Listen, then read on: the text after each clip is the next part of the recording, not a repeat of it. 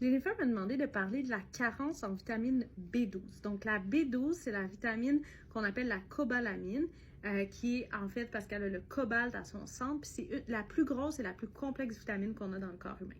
Puis, elle est de source animale. C'est pour ça que le plus souvent, on va avoir un déficit chez les gens qui sont végétariens ou végétaliens, parce qu'ils n'auront pas assez d'apport de vitamine B12.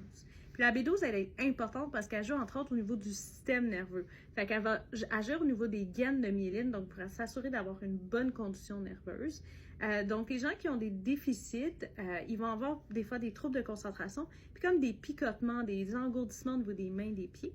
Puis l'autre chose que la vitamine B12 fait en collaboration avec l'acide folique, c'est s'assurer d'avoir des globules rouges en santé, qu'on n'ait pas une anémie. Parce que quand on a un déficit, ça va créer tranquillement une anémie et donc la fatigue inexpliquée, de se sentir faible, ça peut tout être des symptômes quand on a un déficit en B12.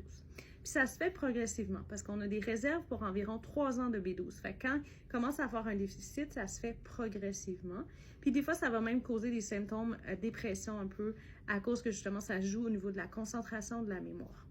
Donc c'est ça un déficit en B12, puis ça arrive chez des gens, comme je l'ai dit, qui n'en ont pas assez d'apport comme chez les végétaliens.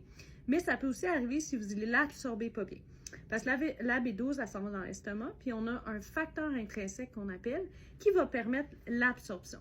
Les gens qui ont, par exemple, qui prennent des antiacides de longue date, ils vont avoir plus de difficulté à l'absorber. Les gens qui prennent le metformin aussi pour le diabète, ou les gens qui ont, par exemple, une chirurgie bariatrique, il faut qu'ils fassent attention aussi. Donc, il va y avoir une mauvaise absorption. C'est les deux trucs qui peuvent causer un déficit. Fait que si on dose la vitamine B12 puis qu'elle est basse, selon la cause, on va soit vous donner un supplément de B12 tout simplement.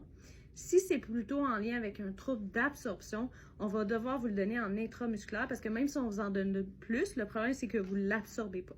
Fait que c'est deux types de traitements-là, puis ensuite on va redoser la B12 pour s'assurer qu'elle augmente progressivement. Puis pour plusieurs personnes, quand on réplète en B12, ils vont se sentir un peu un boost d'énergie, ils vont se sentir mieux, justement parce qu'on va améliorer l'anémie, on va aider au niveau du système nerveux. Donc voilà pour le déficit en B12. Si vous avez plus de questions, n'hésitez pas.